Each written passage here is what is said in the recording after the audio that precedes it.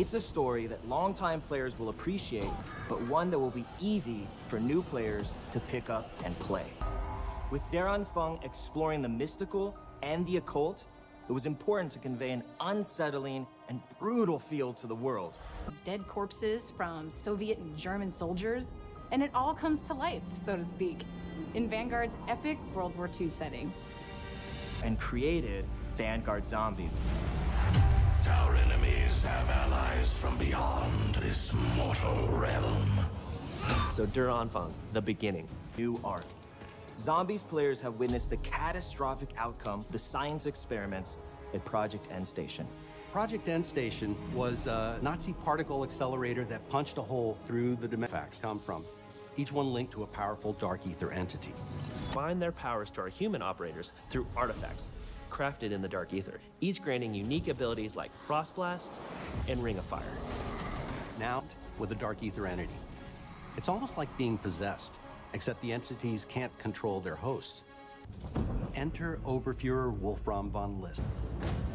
This was the group that plundered antiquities from around the world. Von List forced top experts to help him, explorers, historians, and led von List to these artifacts. Von List bonds with the most court effects, the Deathless. This former lord of the Dark Ether grants him the ability to raise the dead.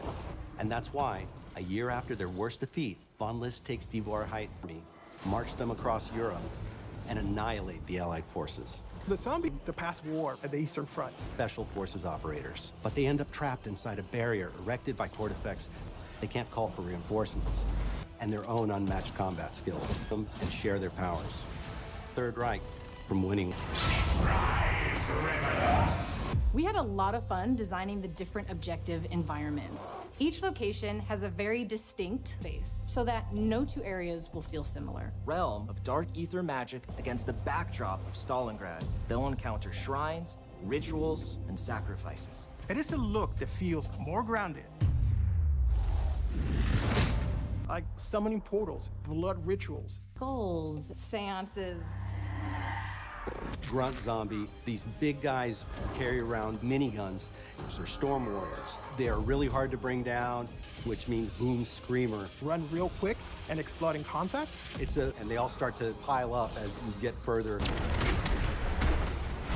Right, Pack-a-Punch, mystery box, crafting table. But the runes are Vanguard. Dark ether rune magic is the powers. That winds up being very important as the story plays out. We tried really hard to... It's super easy to jump in and get started. Map with your friends, jump into a portal, do an objective. You're in it. That's you playing, and you're playing successfully. Dive into... In Vanguard? Fighting zombies is the core of this mode. Players start the game in the snowy graveyard of Stalingrad.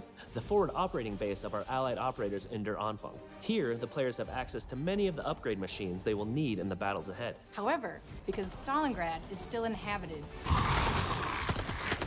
as you complete objectives, the map opens up, offering access to other powerful upgrades like the perk fountains. As players complete these various, your Dark Ether enemies grow in power with each new objective. It's like buying perks and upgrading your weapons at the Pack-a-Punch. A brand new system to zombies that randomizes nasty sacrificial heart, which can be random upgrades. Choose from power-ups like Ammo Gremlin to turn zombies into allies, or Unholy Ground for those times when you really need to hold your position. Your equipment, the things you're finding in the world, that would never exist in the real world. It's a different region, different gameplay elements. Around the visual identity of the game, and it helped to shape the way we think about the map design. Players will battle across the rooftops of Hotel Royale on a rainy night in Paris. They'll fight at the base of a massive burning windmill in Merville. Plastic swamps of Shinonuma, which is a truly eerie setting that I'm familiar with.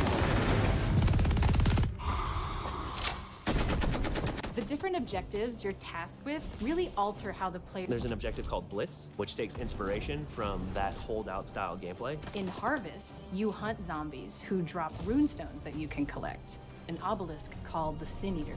Putting Zombie Head, as it seeks weaknesses in the dimensional barrier to the Dark Ether.